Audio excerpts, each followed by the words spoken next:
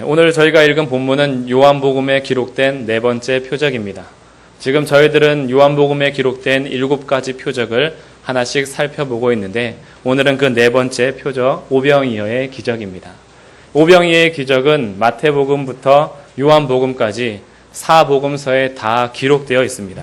그래서 가장 늦게 기록한 요한 복음서 중에서 요한은 가장 늦게 복음서를 기록하면서 마태, 마가, 누가가 기록한 배경이나 거기에 해당했던 것들을 기록하지 않고 그들이 빠졌던 것, 그들이 기록하지 않았던 것을 또 다시 삽입해 주면서 요한복음과 마태, 마가, 누가복음을 함께 봤을 때 오병이어의 상황이 다 조합이 됩니다.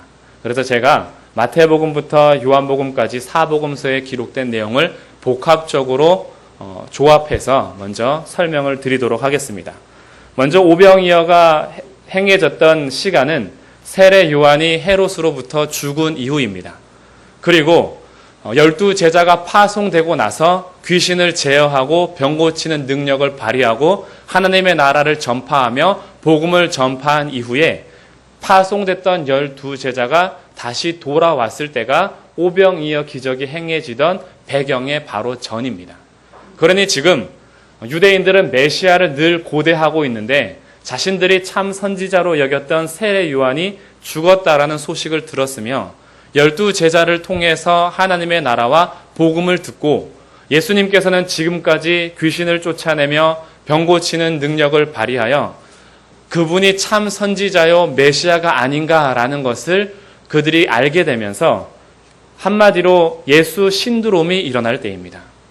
제자들을 통해서도 그렇고 예수님을 통해서도 그들이 표적을 보았기 때문에 이제 그들은 예수님을 따라가기 시작했고 몰려들기 시작한 것입니다. 이렇게 예수님께서 12제자를 파송하고 돌아왔을 때 잠시 쉬기 위하여서 예수님께서는 배를 타고 산으로 가십니다.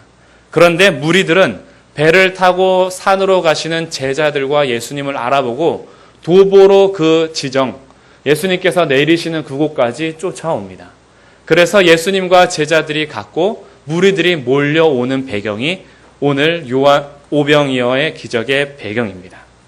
그렇게 시작된 무리들의 모임이 예수님께서 쉬러 가셨지만 무리들이 모이는 것을 보시고 불쌍히 여기십니다. 그리고 그곳에서 하나님의 나라를 가르치시며 병든 자들을 고쳐주시는 장면이 마태, 마가, 누가복음에 기록되어 있습니다. 그리고 이것은 요한이 정확하게 기록하진 않았지만 빈들이요. 예수님께서 가르치시다 보니 이미 날이 저물어 저녁 때가 되었습니다.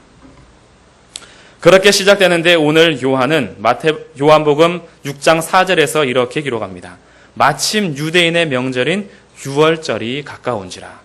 유대인의 명절 유월절을 기록해 주면서 이들이 지금 유월절을 지키기 위하여서 사방으로부터 디아스포라 유대인이 모였기 때문에 무리들이 더 많이 형성됐으며 또 이들은 유월절 절기에 행하시는 표적을 보면서 자신들이 기다리는 선지자 메시아가 더 극대화된다라는 절기가 가까이 왔음을 지금 표현해 주고 있는 것입니다.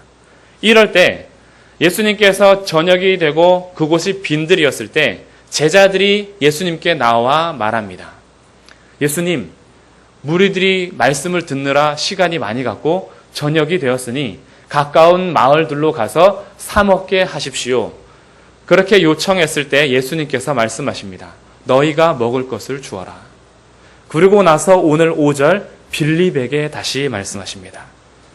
5절 예수께서 눈을 들어 큰 무리가 자기에게로 오는 것을 보시고 빌립에게 이르시되 우리가 어디서 떡을 사서 이 사람들을 먹이겠느냐.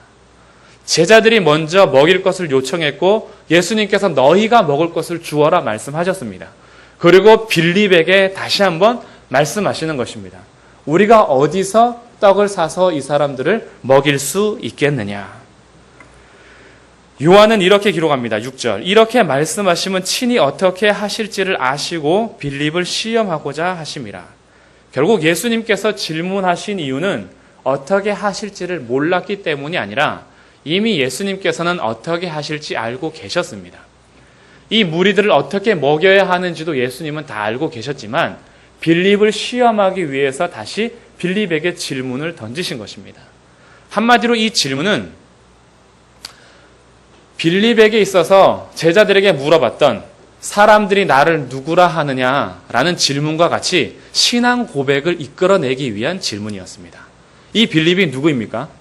요한복음 2장에서 모세가 율법에 기록하였고 우리가 기다리던 메시아가 바로 예수가 아니냐라고 깨닫고 나서 나다나엘을 찾아가서 우리가 기다리던 그 선지자가 그이다, 와서 보라라고 전도했던 사람이 빌립입니다. 그러면 지금 이쯤 왔을 때 빌립에게 있어서 신앙 고백을 요구한 것이요, 예수님이면 가능하다라는 것을 신앙 고백을 듣기 위하여서 빌립에게 질문을 던졌으나 빌립은 7절에서 이렇게 대답합니다. 각 사람으로 조금씩 받게 할지라도 200데나리온의 떡이 부족합니다. 1데나리온은 장정히 하루 임금 삭시입니다. 그러니 200데나리온은 200일을 일했던 가격입니다. 오늘날 일당을 10만 원으로 쳤을 때 약 2천만 원이 되는 것이죠. 빌립은 계산이 참 빨랐습니다.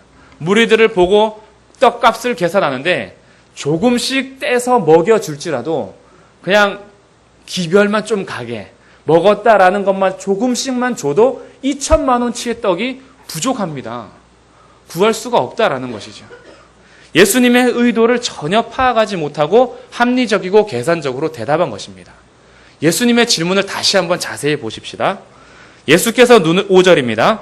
예수께서 눈을 들어 큰 무리가 자기에게로 오는 것을 보시고 빌립에게 이르시되 우리가 어디서 떡을 사서? 예수님의 질문의 의도는 어디서입니다. 어디서. 어디서로 번역된 헬라어는 어떻게나 무엇으로도 번역할 수 있습니다. 그러니 지금 예수님께서 질문하셨던 것은 빌립아, 우리가 어디서 어떻게 무엇으로 이들에게 먹일 수 있겠느냐입니다. 예수님께서 듣고 싶었던 것은 바로 주님, 당신에게서 떡을 먹일 수 있습니다 라는 신앙 고백을 요구했던 거예요. 그런데 빌립은 어디서 어떻게 무엇이라는 예수님의 질문의 의도를 파악하지 못하고 계산적이고 합리적으로 답변을 한 것입니다. 그러자 7절과 8절 사이에 빠져있는 예수님의 말씀을 누가는 이렇게 기록합니다. 너희에게 떡이 몇 개나 있는지 가서 확인해 봐라 라고 제자들을 보내십니다. 그리고 나서 안드레가 등장하는 거예요. 8절, 제자 중 하나 곧 시몬 베드로의 형제 안드레가 예수님께서 떡 몇 개 있는지 보라 했기 때문에 가서 확인하다가 9절, 여기 한 아이가 있어 보리떡 5개와 물고기 2마리를 가지고 있습니다. 그리고 이렇게 얘기합니다. 그러나 그것이 이 많은 사람에게 얼마나 되겠습니까? 빌립이 예수님의 명령을 따라서 가서 떡이 몇 개 있는지 조사해서 왔는데 한 아이로부터 작은 도시락을 가져온 것입니다. 그런데 자기가 생각해도 이 작은 도시락이 이 큰 무리들에게 어떻게 먹일 수 있는가라는 질문을 또 잠시 던진 것이지요. 예수님께서 그 보리떡 5개와 물고기 2마리, 오병이어죠. 이것을 받으시고 제자들에게 말씀하십니다. 사람들을 50명, 100명씩 앉혀라. 그리고 예수님께서는 이렇게 하시죠. 11절. 예수께서 떡을 가져 축사하신 후에 앉아있는 자들에게 나눠주십니다. 축사했다라는 것은 감사 기도를 드렸다라는 것입니다. 이 오병이어를 가지고 하나님께 감사 기도를 들으신 후에 앉아있는 자들에게 나눠주시는데 11절 끝의 표현은 아주 재밌습니다. 그렇게 그들의 원대로 주십니다. 빌립의 대답과 지금 상반되는 내용이에요. 빌립은 조금씩 주어도 2천만 원어치의 떡이 부족하다라고 했습니다. 그런데 예수님께서는 조금씩 나눠주는 것이 아니라 그들의 원대로 나눠주어라 라는 거예요. 풍성하게 나눠주는 것입니다.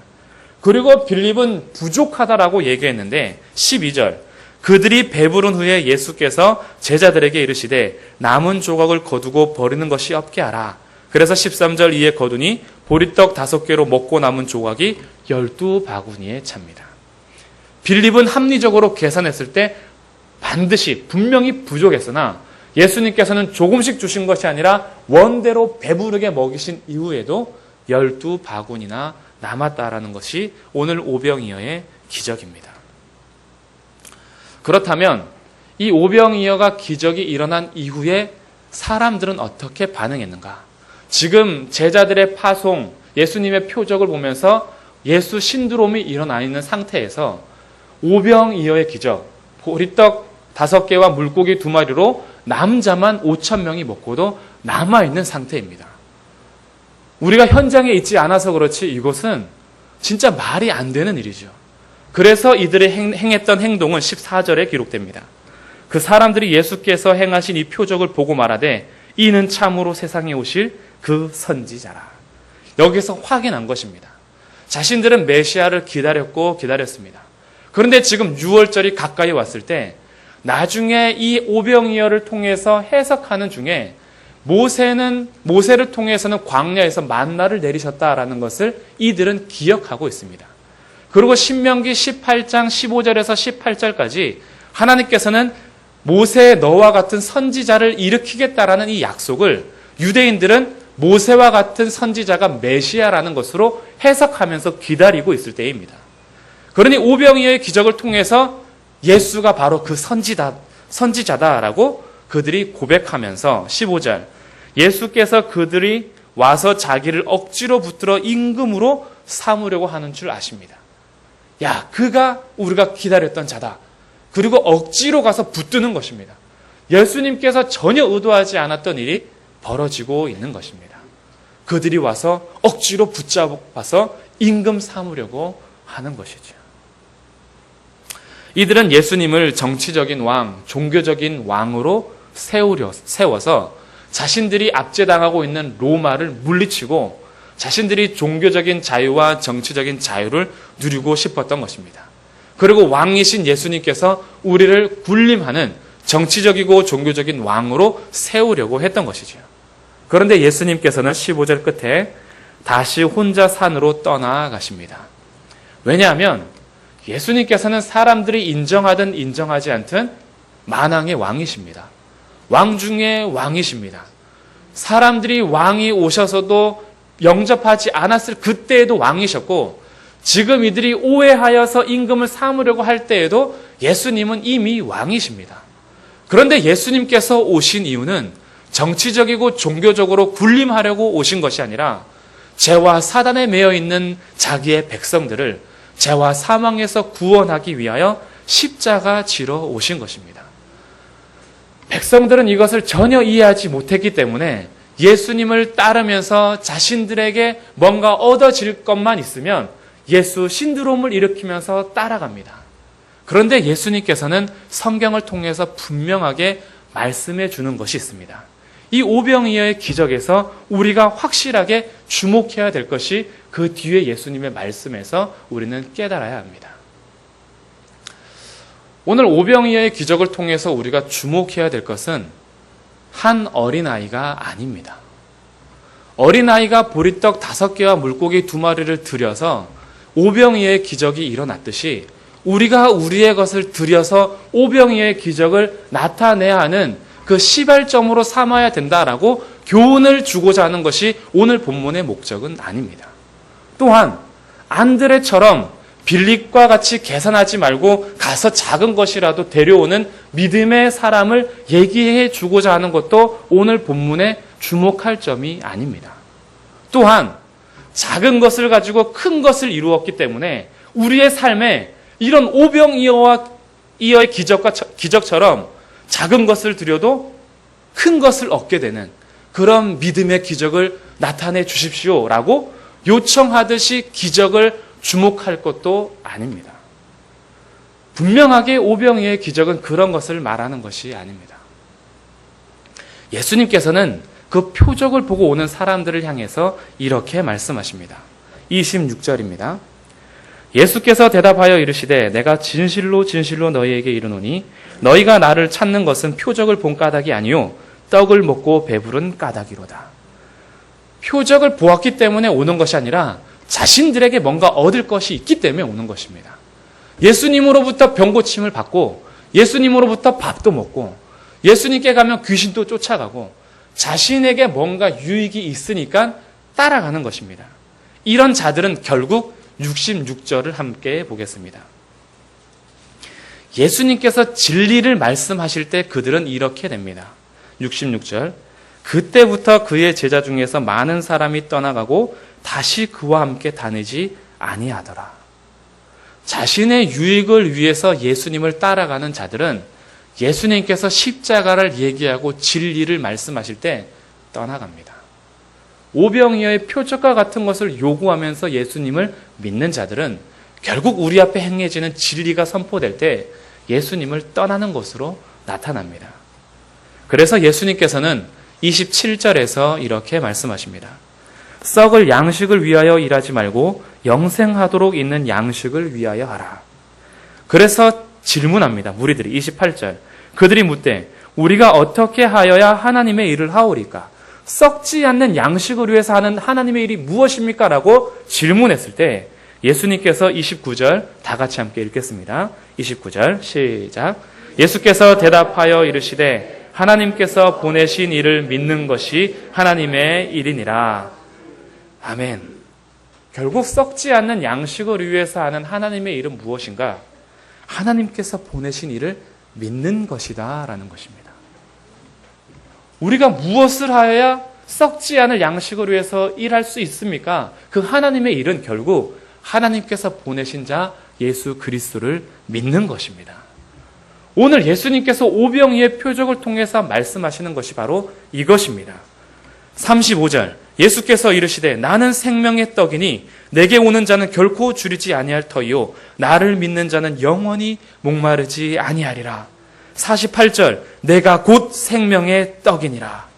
55절 내 살은 참된 양식이요 내 피는 참된 음료로다. 내 살을 먹고 내 피를 마시는 자는 내 안에 거하고 나도 그의 안에 거하니라. 나니 살아계신 아버지께서 나를 보내시며 내가 아버지로 말미암아 사는 것 같이 나를 먹는 그 사람도 나로 말미암아 살리라. 결국 예수님께서 오병이어의 표적을 통해서 알려주시는 것은 내가 바로 그 생명의 떡이다라는 것입니다. 너희가 작은 것을 들여서 이 땅 가운데 뭔가 대박을 얻기를 원하는 것이 오병이어의 표적이 아니다라는 거예요. 너희가 작은 아이처럼 뭔가 갖고 왔을 때 그제서야 하나님의 기적이 일어나니 와서 너희들도 뭔가를 드려라라고 얘기하는 것도 아니라 오늘 정말 오병이어의 표적을 통해서 진짜 생명의 떡은 이 땅에서 먹고 없어지는 그 떡이 아니라 나를 먹었을 때 영원히 죽지 않은 생명의 떡인 나를 믿으라라는 것입니다. 그런데 이 말씀을 하셨을 때 아까 저희가 읽었던 대로 66절에 많은 사람들이 그때로부터 떠나갑니다. 예수님을 떠나가는 것이죠. 이해를 하지 못합니다. 눈앞에 떡을 주고 빵을 줬을 때는 먹고 배불렀기 때문에 예수님을 따라갑니다. 내 병을 치료해 줬을 때는 감사해서 따라갑니다. 귀신이 쫓아났을 때도 놀라서 따라갑니다. 그런데 나를 먹어야 한다라고 얘기하면서 예수님께서 십자가를 얘기하면 많은 무리들이 떠나갑니다. 그래서 67절 예수님께서 이렇게 말씀하십니다. 예수께서 12 제자에게 이르시되 너희도 가려느냐. 우리들도 표적을 볼 때 예수님을 보는 것이 아니라 그 표적을 보면서 우리의 삶에도 이와 같은 표적을 요구할 때가 참 많이 있습니다. 그냥 우리 인생이 뭔가 좀 더 풍성해지길 원하는 것이죠. 아마 이 땅에 사는 사람 중에 자기의 삶이 풍성해지길 원하지 않는 사람은 한 명도 없을 것입니다. 그런데 그 주목하는 것이 틀렸습니다. 오병이어의 기적처럼 5천 명이 먹고도 남는 풍성한 떡을 보기 때문에 진짜 풍성한 삶을 살지 못하는 것입니다. 그럼에도 불구하고 우리들은 자꾸 이런 떡과 빵을 구합니다. 거기에는 정작 생명의 떡이신 예수님이 없습니다. 우리의 마음은 예수님을 향하는 것이 아니라 예수님께서 행하시는 기적에 가 있습니다. 예수님께서 행하시는 놀라운 일들에 가 있습니다. 한마디로 예수님 그분을 기다리며 그분을 구하는 것이 아니라 예수님으로부터 떨어지는 콩고물을 구하는 것입니다.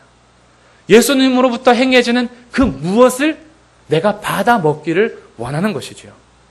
그러다 보니 우리의 마음이 그 콩고물에 빼앗깁니다. 정작 예수님은 사라진 채 표적만 남고 기적만 남고 우리에게 행하신 일만 남아버리는 경우가 얼마나 많이 있는지요.